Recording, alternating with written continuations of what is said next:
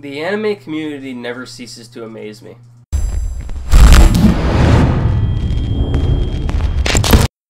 What is going on, guys? Welcome back to the channel. It is Professor Anime, and today I am going to be talking about the recent news regarding the Death Note film director Adam Wingard getting harassments and death threats of his recent adaptation of Death Note. Now, I know that some of you have probably already heard about this recent news regarding, the harassments and death threats that the film director of Death Note has gotten due to various YouTubers who have actually already made videos on this topic. But due to Hurricane Irma actually being in my pathway, I did hear about this news. I just could not make a video about it because, well, of Hurricane Irma. So, in today's video, I'm giving my 2 cents on the topic. So let's go ahead and read the article on Anime News Network just to see what exactly transpired. Netflix's live-action Death Note film director deletes Twitter after harassment. Although Death Note manga creator Sugumi Ohba and Takashi Obata had some positive words for Netflix's live-action Death Note film, it has received mixed reviews from fans and critics. So let's just stop right there for a moment. Just getting some positive feedback from the original creators of Death Note is a huge feat. I know that many people had some disagreements regarding the film, including I did in certain changes that the film had, but I mean, if you're getting praise from the actual creators of the original series, hey, that's some high praise. That's fucking cool. In addition to whitewashing complaints, the film has faced criticism for plot changes and the Seattle setting. Personally, I didn't have a problem with the Seattle setting. I mean, the setting wasn't really the problem to begin with. Some disappointed fans decided to express their frustration to the film's director Adam Wingard on his Twitter account. However, it seems some people took their criticism to the extreme, causing Wingard to delete his Twitter account. In addition to harsh criticism, Wingard apparently received death threats on Twitter in response to the film adaptation. Just before his account disappeared from the social networking service, Wingard posted one final tweet that read, "It's time to switch gears over to GVK, Going Dark." He was referring to his next project, Godzilla vs. Kong. In the days leading up to that, though, Wingard reportedly tweeted some responses to trolls he viewed as unreasonably lashing out at him. One tweet from August 26 read, "Sorry trolls, but the artist always wins in the long run." Now, there's the thing right there.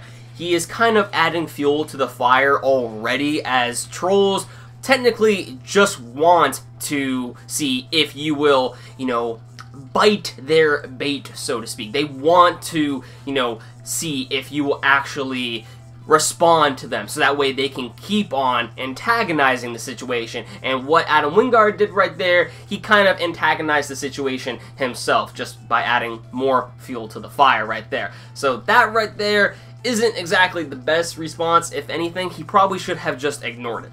But hey, when you're getting death threats and harassments and whatnot from, these trolls to begin with, honestly, deleting your Twitter account is probably the best situation that Wingard could have used in order to avoid this. However, I don't give a shit if you think that the Death Note film is that bad that you need to go as far as harassing and threatening a dude just for the sole fact that he made a movie. Sure, the movie was not great. The movie was not. I didn't really enjoy all that much. However, just like Sugumi Ohba and Takashi Obata, I had some positive things to say about the Death Note movie as well. But did I enjoy the movie overall? Not really. But I did not go out of my way to go ahead and harass and threaten this dude's life just for simply making a film. I mean, this shit is no different than from what happened with Naruto back in the day when Naruto actually ended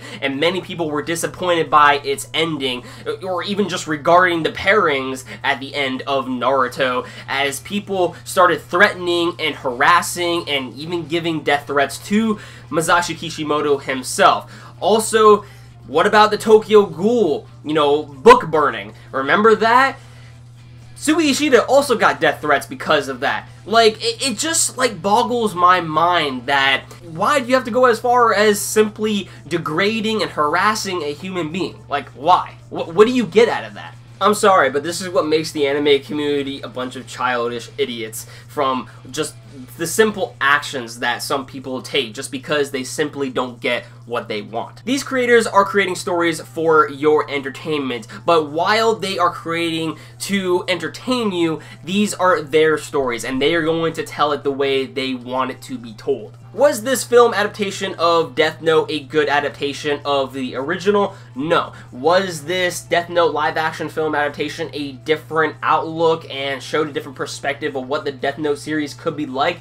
Yes, and that I much applaud the director for. While I had a lot of complaints of the film, at the same time, just seeing Death Note in a different sort of setting was kind of refreshing, I'll be completely honest with you. So despite the film's changes and despite the film's inconsistencies, in my personal opinion, I think the most positive thing that we got out of this Death Note live-action adaptation is the sole fact that this has actually made us aware that there are actually a lot other directors out there who are willing to adapt anime and make it more accessible to American audiences, whether that is anime that come to Netflix or whether that is anime adaptations that make it to the big screen. You know, it finally seems as though anime is becoming more popularized in the West. And when it comes down to movies, you know, if something is made in Japan, they're going to have to change things in order to make it more accessible to the West. They're going to have to westernize that stuff. That stuff is a given. Are we going to agree with some of those changes as we are fans of the original? Most likely not.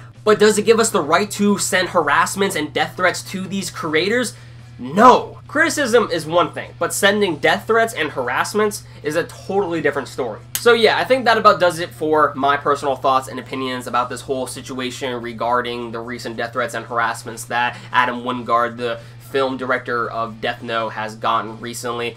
Let me know your thoughts about this whole situation in the comments down below. Also, what did you think about the movie as well? I'm curious to hear your overall thoughts on that. With that said, everyone, take care, and please, please, don't do something as stupid as this, as some people out there have done on the internet. Peace, guys.